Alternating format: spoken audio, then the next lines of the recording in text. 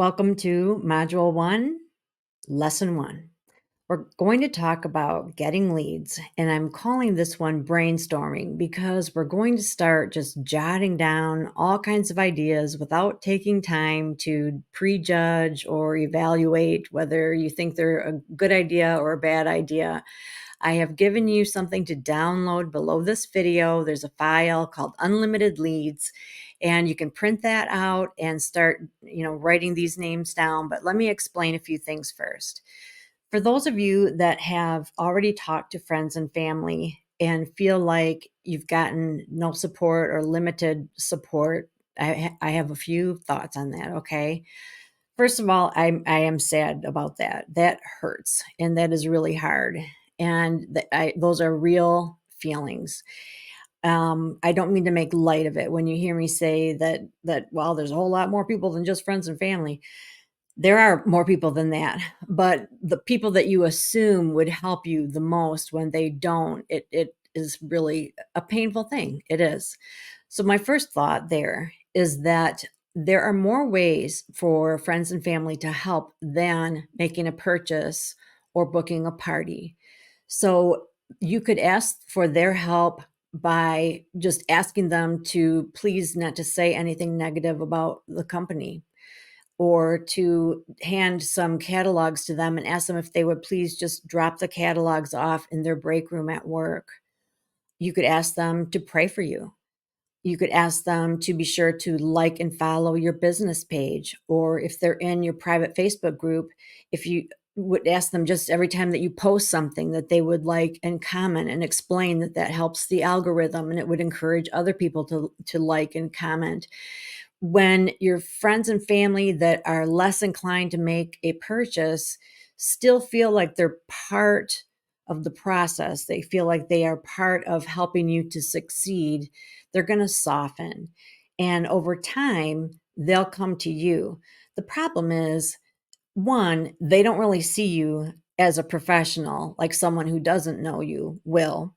And two, they might not be your ideal customer. Just because they're your friend or your family doesn't mean that they are necessarily the type of person that your product is targeted for. I'm not saying they won't ever decide to buy from you. I think they will, but it might be a little tougher because they're not part of your target market. Okay, so it's not you. It's not you. It's almost like, the odds are against you sometimes in some circumstances. So we're gonna let that go. But what I want you to do is, once you've printed that unlimited leads sheet, I just want you to start thinking, just brainstorming, who do you know? And I know that we've got, tons of contacts in our phone, and we've got, hundreds of Facebook friends. And so we've got those lists. But let's just use our brain. Let's just do it the old fashioned way and just start writing down, if you were to have a huge backyard party, who would you invite? And just start writing those names down. And as you do, that will kind of trigger other ideas. Like somebody will make you think of somebody else. And I'm hoping that you'll get a pretty lengthy list. And on those sheets, I've got columns where it asks if they're local and it asks if they are your Facebook friend. So if they are local people, put a check. If they are already your Facebook friend, put a check.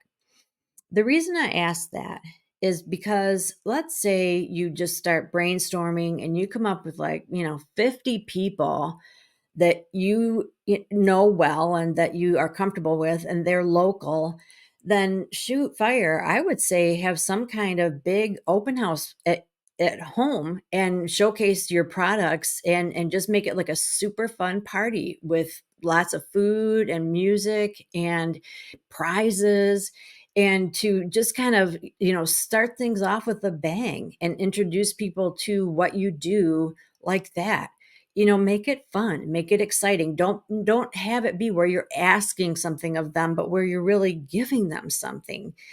And then also in the Facebook column, if they're not your Facebook friend request them. Your group of Facebook friends, like your base of Facebook friends, That, my friend, is a gold mine, and we are gonna keep talking about that.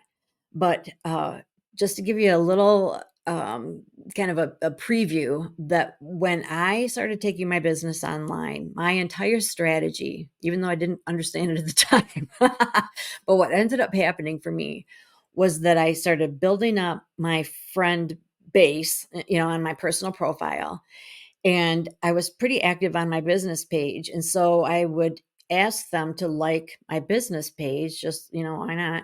And so they would like my business page, and then the ones that actually really and truly were interested in what I did would end up either commenting or watching a video or sending me a message like, "Hey, I didn't know that you did that." And so then those people I would invite to my private customer group, and guess what? They would become customers. So it all started with beefing up my private customer or my private hold up. It started with beefing up my friend list. There's so many P's in my personal profile. So that's a real thing, okay? That's a real strategy. Anyway, so I made those sheets, and at the end of, let's see here. At the end of those, I've got, several pages just in case you've got like a bajillion people that you think of. It says, if you're stuck, what about these people? There are people in your life that you might not know where they live and have their phone number in your contacts or whatever, but that. And so, like, I think back of all the jobs I've ever had, like there was somebody, my very first boss from like when I was in high school and I worked at a bakery. I know him and his wife, and I know where they live. And his wife went to school with my mom. That's not somebody I think about often or that I talk to regularly, but I know they loved me. And she is somebody that if I see her out and about, I always say hi to her. That's someone significant in my life that if I had a way of reaching out to her and inviting her to like a big open house, she might come. So those are the types of people that we want to also start getting on this list. Previous work buddies, people that you met through sports, people that you met through your kids.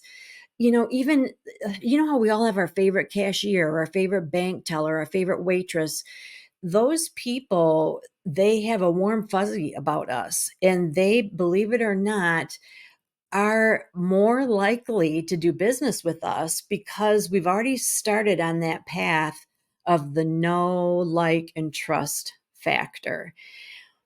When we seek out customers, we are basically seeking out a relationship. And the relationship part ideally should come first. So when we've got these people that we already know to some degree, we're already on that path.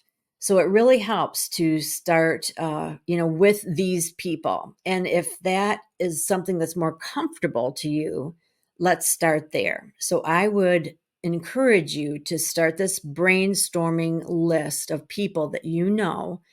And sometimes we think that we've talked to people about what we do, but we actually haven't, or we assume they know. Like, well, of course, my aunt knows because my mom probably told her, but maybe she didn't. Maybe she doesn't know.